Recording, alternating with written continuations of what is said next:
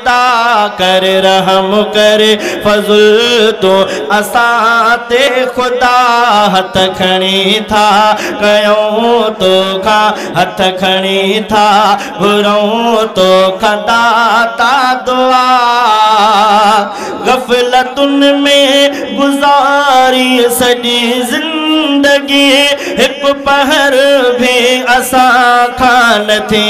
बंदगी गफ़लतुन में गुज़ारी सॼी ज़िंदगी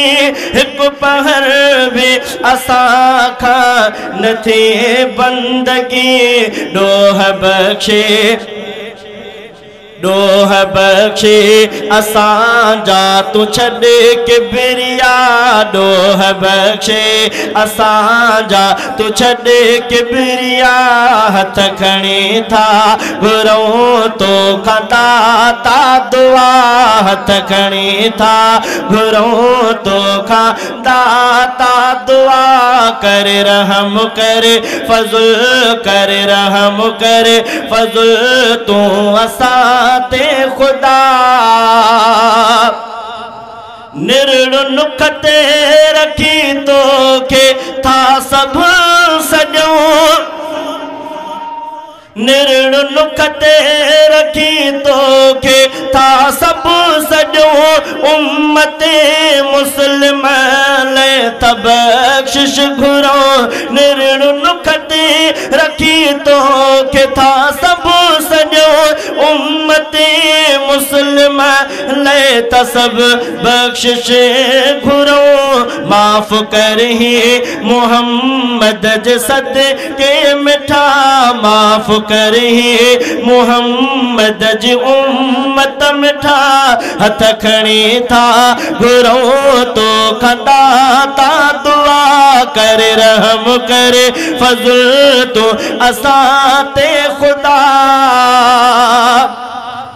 तो ई फरमायो बंदन के मुखा घुरो तो ई फरमायो बंदन के मुखा घुरो कौल कालू बला खान हरगिज़ फिरो तो ई फरमायो बंदन के मुखा घुरो कौल कालू बला खान हरगिज़ फिरो इन करे था कयूं ही असां इल्तिजा इन करे था कयूं ही असां इल्तिजा हथ खणी था घुरूं तो दाता दुआ कर रहम कर फज़ल तो असां ते खुदा कर रहम कर फज़ल तो असां ते खुदा हथ खणी था घुरूं तो दाता दुआ कर रहम कर फज़ल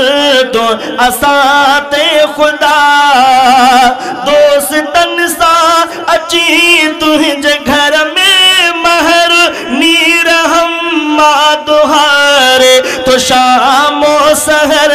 दोस्तन सां अची